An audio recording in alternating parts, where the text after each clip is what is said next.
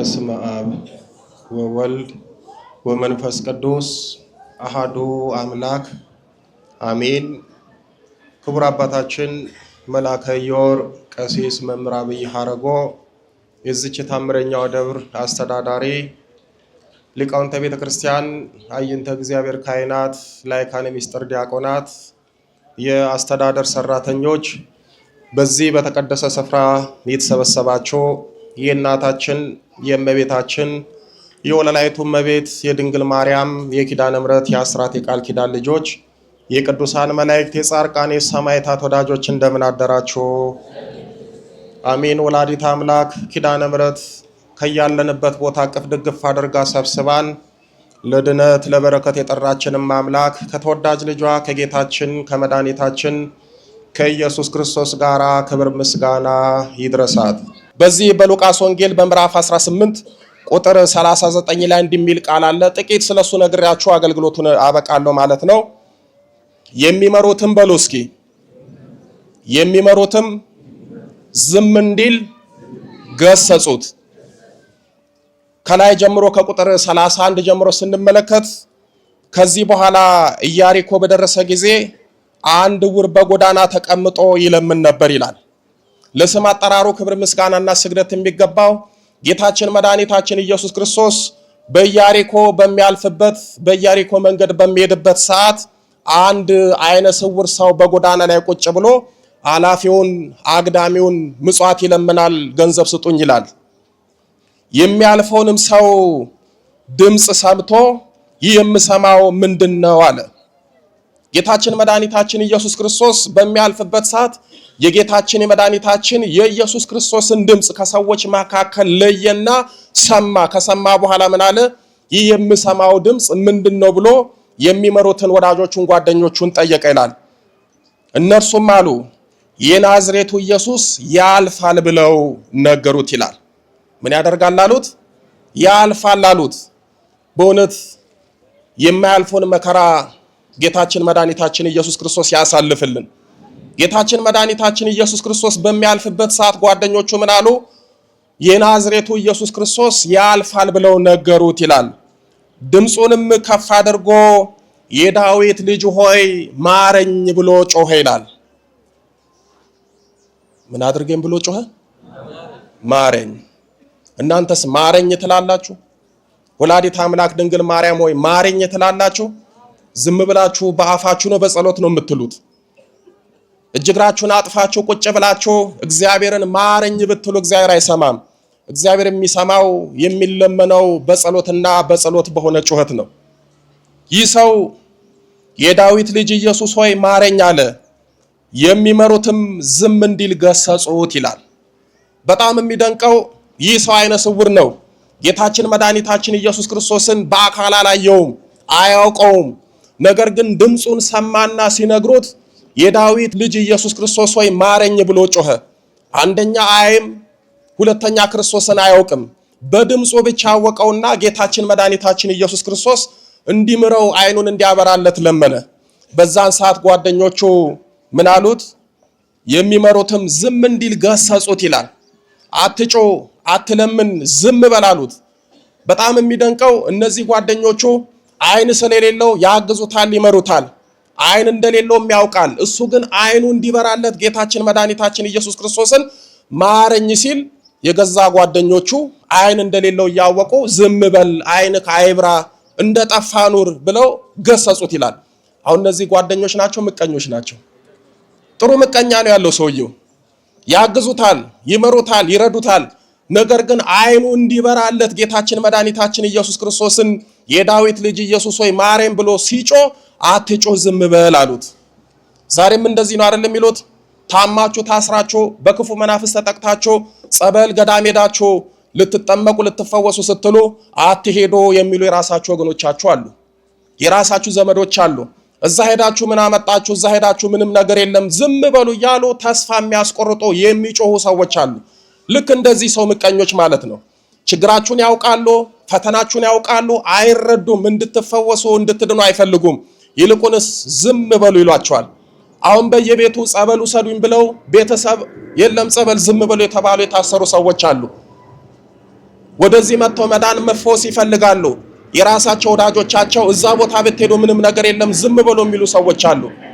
ይህ ሰው ወደ ጌታችን ወደ መድኃኒታችን ወደ ኢየሱስ ክርስቶስ እንዳይጮህ ዝም በላሉት የራሱ ጓደኞች። እነዚህ ጓደኞች አይደሉም፣ ምቀኞች ናቸው። እንዲፈወስ እንዲድን አልፈለጉም። በዚህን ሰዓት ሰውየው ምን አደረገ ይላል? እርሱ ግን በጣም ጮኸ ይላል። ምን አደረገ? በጣም ጮኸ። በዚህ ቃል ልትረዱት የምፈልገው ምንድነው? ይህ ሰው የዳዊት ልጅ ኢየሱስ ሆይ ማረኝ ብሎ ጮኸ ማለት ማረኝ ብሎ ጸለየ ማለት ነው። ጮኸ ሲባል እንደው እንደኔና እንደናንተ የሚጮህ ጮኸት አይደለም። ጮኸ የሚለው ወንጌሉ ጸለየ ለማለት ነው። ስለዚህ የዳዊት ልጅ ኢየሱስ ሆይ ማረኝ ብሎ ጸለየ። ጓደኞቹ ዝም በል ብለው ገሰጹት። ሁለተኛ ደግሞ አብዝቶ የዳዊት ልጅ ሆይ ማረኝ ብሎ አብዝቶ ጮኸ ይላል። አብዝቶ ጮኸ ማለት ደግሞ አብዝቶ ጸለየ። እግዚአብሔር እንዲምራችሁ የምትጸልዩ ሰዎች አላችሁ። ድነቱ ከዘገየ ደግሞ ልክ እንደዚህ ሰው አብዝታችሁ ጮኸ፣ አብዝታችሁ ጸልዩ። የዳዊት ልጅ ሆይ የድንግል ማርያም ልጅ ሆይ እንደው ማረኝ ፈውሰኝ እያላችሁ እንደዚህ ሰው ጮሁ። የዳዊት ልጅ ሆይ ማረኝ እያለ ጮኸ። ጌታችን ኢየሱስ ክርስቶስ ቆመና ወደ እርሱ እንዲያመጡት አዘዘ ይላል። ለስም አጠራሩ ክብር ምስጋናና ስግደት የሚገባው ጌታችን መድኃኒታችን ኢየሱስ ክርስቶስ እንዳይፈውሰው 2 ጊዜ ሲጮህ ጓደኞቹ ከለከሉት፣ ዝም በላሉት። ነገር ግን ጌታችን ኢየሱስ ክርስቶስ ድምፁን ሰማና ወደሱ ሄደና አምጡት አለ። አብዝታችሁ ስትጮሁ እግዚአብሔር ወደ እናንተ ይመጣል። ወደሱ አትሄድ፣ ዝም በላት ትጮህ አሉት። ጮኸቱን ሰማና አይኑ ወደ ታወረ ወደዚህ ሰው ጌታችን መድኃኒታችን ኢየሱስ ክርስቶስ መጣ።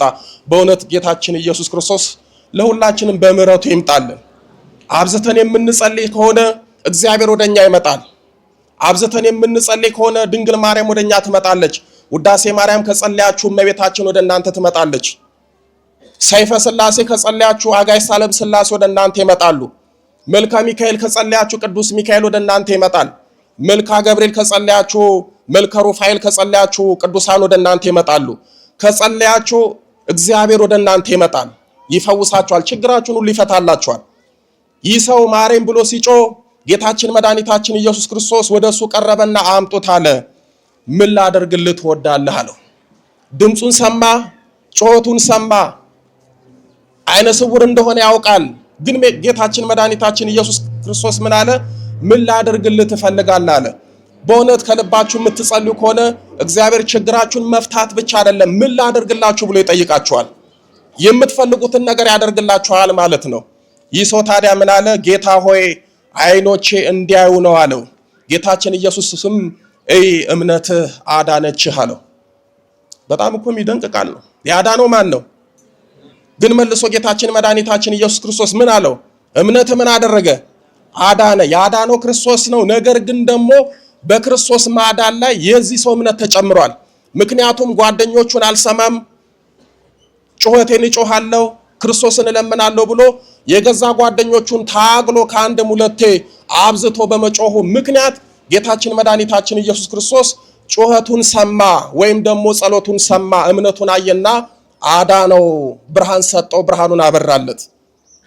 ስለዚህ ሁላችሁም የምትድኑት የእግዚአብሔር ማዳን እንዳለ ሆኖ የእግዚአብሔር ማዳን ላይ የእናንተ ጸሎት ሊጨመርበት ይገባል።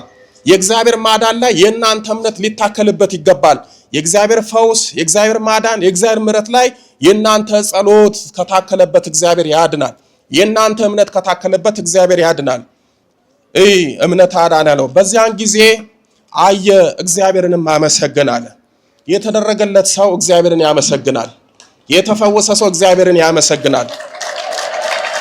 አሁን ይህ ሰው ተፈወሰ፣ ደስ አለው፣ ብርሃኑን አገኘ። ብርሃኑን ብቻ ማግኘት አይደለም። ይህ ሰው እድለኛ የሚያደርገው ምንድነው? አስቀድሞ አይን የለውም፣ ክርስቶስን አያውቅም፣ አያይም ነበረ። ጌታችን መድኃኒታችን ኢየሱስ ክርስቶስ ብርሃን ሲሰጠው፣ አይኑን ሲፈውስለት ብርሃኑን ብቻ አይደለም ያገኘው፣ ጌታችን መድኃኒታችን ኢየሱስ ክርስቶስን አገኘ፣ በአካልም አየ። ካየ በኋላ አመሰገነ ይላል። ካመሰገነ በኋላ መጨረሻ ላይ ምን ይላል? ተከተለው ይላል። ጌታችን መድኃኒታችን ኢየሱስ ክርስቶስ ከፈወሰው ማዳኑን ካደረገለት በኋላ እጅግ በጣም ደስ አለውና ጌታችን መድኃኒታችን ኢየሱስ ክርስቶስ ተከተለው። ሕዝቡም ሁሉ አይተው እግዚአብሔርን አመሰገኑ ይላል። ይህ ቃል የሚያስተምረን ምንድነው? እግዚአብሔር ሲፈውሰን፣ እግዚአብሔር በጎ ነገር ሲያደርግልን እሱን እንከተላለን። እንከተላለን ማለት እንዶ በዓለም ላይ ያለነው እንደ መነኮሳቱ ገዳም ገብተን እግዚአብሔር እናገለግላለን አይደለም። እሱ ለተሰጣቸው ነው። መከተል ማለት ሕጉን መጠበቅ ነው፣ ለሕጉ መጠንቀቅ ነው። መከተል ማለት እግዚአብሔርን ማስደሰት ነው፣ ጧትና ማታ መጸለይ ነው። መከተል ማለት ንስሐ መግባት ነው፣ ስጋውንና ደሙን መቀበል ነው። መከተል ማለት ከቤተ ክርስቲያን አለመራቅ፣ ከመንፈሳዊ ሕይወት አለመውጣት ነው። ስለዚህ ይህ ሰው ማዳኑን ካገኘ በኋላ ጌታችን መድኃኒታችን ኢየሱስ ክርስቶስን ተከተለው። በእውነት የተደረገላችሁ ሰዎች እግዚአብሔርን ተከተሉት፣ ድንግል ማርያምን ተከተሏት። እንዲደረግላችሁም የምትፈልጉም ሰዎች እግዚአብሔርን ተከተሉ፣ ድንግል ማርያምን ተከተሉ። የምታጡት ነገር የለም። ስለዚህ የሚመሩትም ዝም እንዲል ገሰጹት ይላል። ያስተማረን የመከረን የአባቶቻችን አምላክ ጌታችን መድኃኒታችን ኢየሱስ ክርስቶስ ክብር ምስጋና ይድረሰው። ወስብሐት ለእግዚአብሔር።